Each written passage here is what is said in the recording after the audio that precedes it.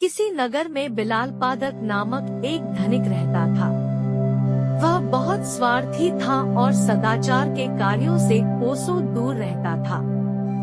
उसका एक पड़ोसी निर्धन परंतु परोपकारी था। एक बार पड़ोसी ने भगवान बुद्ध और उनके शिष्यों को अपने घर भोजन के लिए आमंत्रित किया। पड़ोसी ने यह भी विचार किया कि इस महान अवसर पर अधिकाधिक लोगों को भोजन के लिए बुलाना चाहिए। ऐसे संकल्प के साथ पड़ोसी ने बड़े भोज की तैयारी करने के लिए नगर के सभी व्यक्तियों से दान की अपेक्षा की एवं उन्हें भोज के लिए आमंत्रित किया। पड़ोसी ने बिलाल पादक को भी न्योता दिया। भोज के 1-2 दिन पहले पड़ोसी ने चहुर घूमकर दान एकत्र किया। जिसकी जैसी सामर्थ्य थी उसने उतना दान दिया। जब बिलाल पादक ने पड़ोसी को घर घर जाकर दान की याचना करते देखा तो मन ही मन सोचा, इस आदमी से खुद का पेट पालते तो बनता नहीं है, फिर भी इसने इतने बड़े भिक्षु संघ और नागरिकों को भोजन के लिए आमंत्रित कर लिया। अब इसे घर घर जाकर भिक्षा मांगनी पड़ रही है। यह मेरे घर भी याचना करने आता होगा। जब पड़ोसी बिलाल पादक के द्वार पर दान मांगने के लिए आया तो बिलाल पादक ने उसे थोड़ा सा नमक, शहद और घी दे दिया। पड़ोसी ने प्रसन्नता पूर्वक बिलाल पादक से दान ग्रहण किया, परंतु उसे अन्य व्यक्तियों के दान में नहीं मिलाया बल्कि अलग से रख दिया।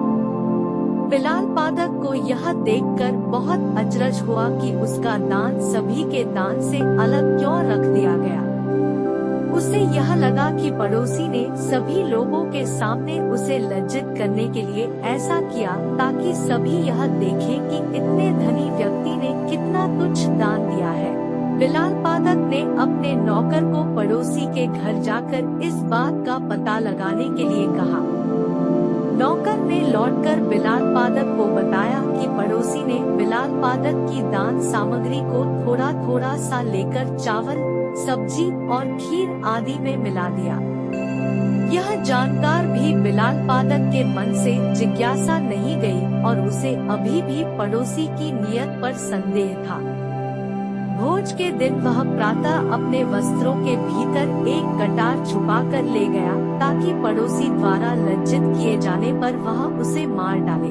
वहां जाने पर उसने पड़ोसी को भगवान बुद्ध से यह कहते हुए सुना, भगवान, इस भोज के निमित्त जो भी द्रव्य संग्रहित किया गया है वह मैंने नगर के सभी निवासियों से दान में प्राप्त किया है। कम हो या अधिक, सभी ने पूर्ण श्रद्धा और उदारता से दान दिया, अतः सभी के दान का मूल्य समान है। पड़ोसी के यह शब्द सुनकर बिलाल पादक को अपने विचारों की तुच्छता का बोध हुआ और उसने अपनी गलतियों के लिए सभी के समक्ष पड़ोसी से क्षमा मांगी। बिलाल पादक के पश्चाताप के शब्दों को सुनकर बुद्ध ने वहां उपस्थित समस्त व्यक्तियों से कहा, तुम्हारे द्वारा किया गया शुभ कर्म भले ही कितना ही छोटा हो पर उसे तुच्छ मत जानो।